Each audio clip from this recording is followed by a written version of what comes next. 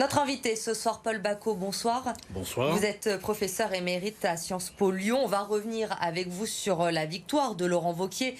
Hier soir, le président sortant largement réélu avec 55% des voix. Comment analyser ce score d'abord, Paul Bacco ? C'est un score important, incontestablement. C'est une victoire, même si l'abstention relativise toujours ce genre de résultat. Mais de toute manière, c'est d'autant plus intéressant comme score pour lui que ces régionales, qui sont apparues dépourvues d'intérêt à un certain nombre de gens, retiennent quand même l'attention de tous par la perspective de la présidentielle.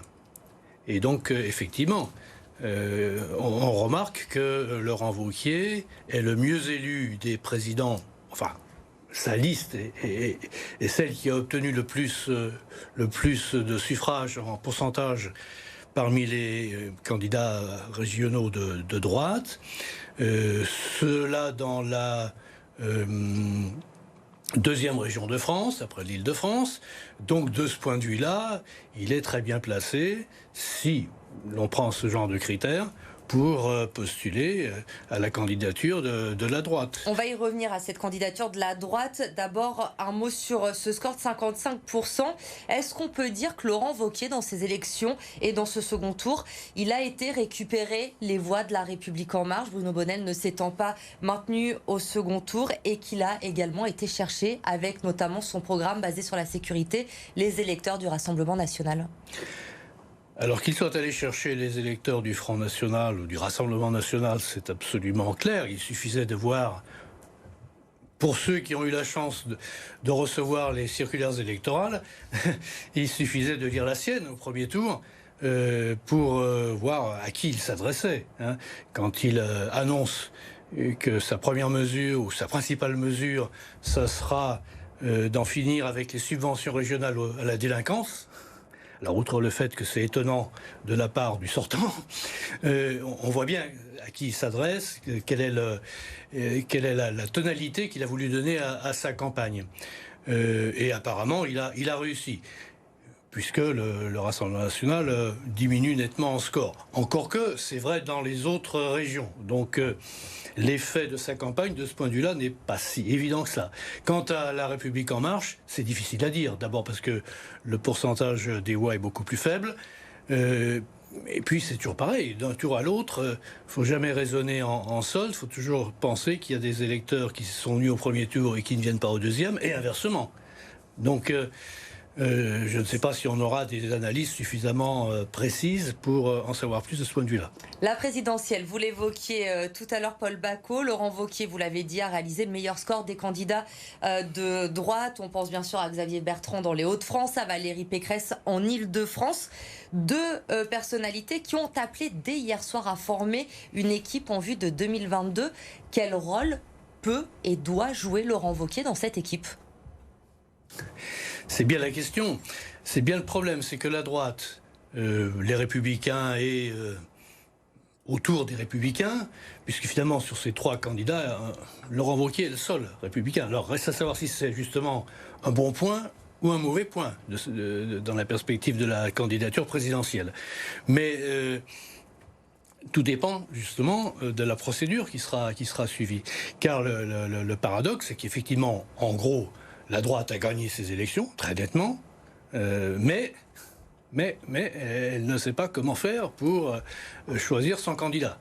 Et donc, de ce point de vue-là, Laurent Wauquiez a une carte à jouer. Ça doit forcément passer par une primaire, selon vous, le choix du candidat. On sait que Xavier Bertrand, lui, est opposé à la primaire.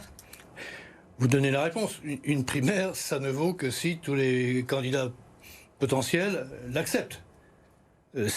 Déjà, quand ils l'acceptent, on n'est pas certain qu'ils en acceptent le résultat. On a vu ce qui se passait lors de la dernière élection présidentielle à gauche.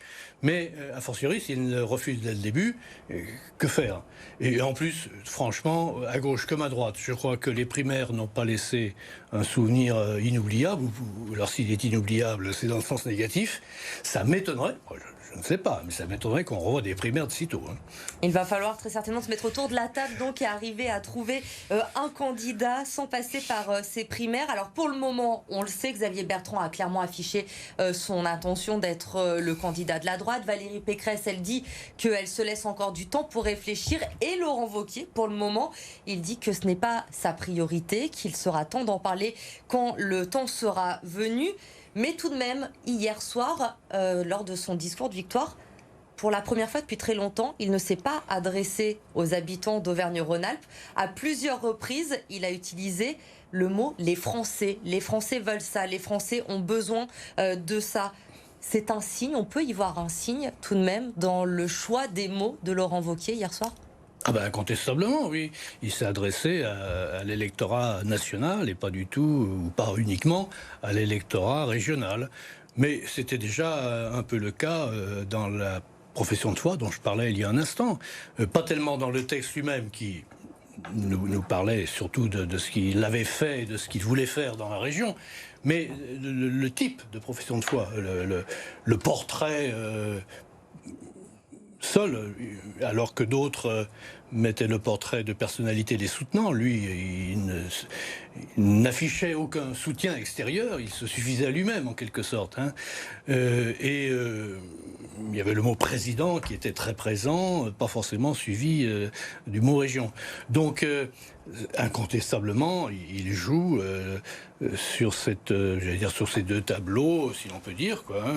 Il a raison de ne pas afficher clairement ses objectifs, ses ambitions. Aujourd'hui, c'est trop tôt. On sait qu'il a pris du recul, qu'il s'est retiré de la scène nationale après l'échec des européennes en 2019. Est-ce qu'aujourd'hui, il faut y aller prudemment? Il a raison de se comporter comme ça? Alors, je ne sais pas dans l'absolu quelle est la meilleure formule, mais ce qu'il me semble, c'est que dans la mesure où son concurrent, Xavier Bertrand, a choisi la première de ces deux formules, je crois qu'il est contraint de choisir la seconde, c'est-à-dire effectivement de tempérer et d'essayer de tirer profit de cette situation où l'autre peut apparaître comme un peu trop...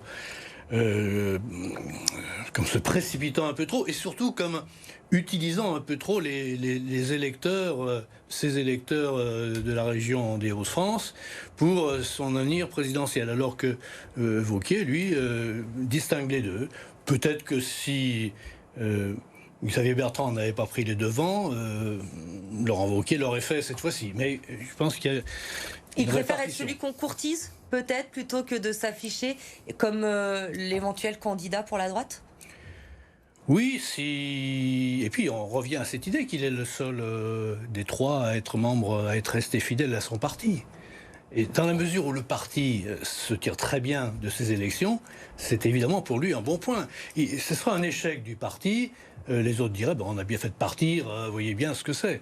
Là, à mon avis, ça joue plutôt en sa faveur, oui. Une dernière question, Paul Bacot. On parlait avec vous du programme de Laurent Wauquiez dans ces élections régionales, le fait qu'il soit allé chasser sur les terres du Rassemblement national. Est-ce que selon vous, Laurent Wauquiez, aujourd'hui, est le candidat qui peut permettre d'éviter le duel annoncé l'année prochaine entre Emmanuel Macron et Marine Le Pen? Alors ce duel annoncé, il l'est de moins en moins. Enfin, on se pose de plus en plus de questions. Ce qui apparaissait comme une quasi-certitude il y a 3 semaines, aujourd'hui, apparaît comme une éventualité parmi beaucoup d'autres. Il est probable qu'aussi bien Xavier Bertrand que Laurent Wauquiez sont en mesure de casser cette dynamique annoncée ou promise ou espérée ou redoutée par les uns ou par les autres. Et on verra ça dans les prochaines semaines. En tout cas, ça s'annonce encore passionnant, cette avant-campagne présidentielle et le choix du candidat à droite. Merci beaucoup, Paul Bacot, d'être venu sur ce plateau pour nous donner votre analyse après ces résultats hier soir au régional.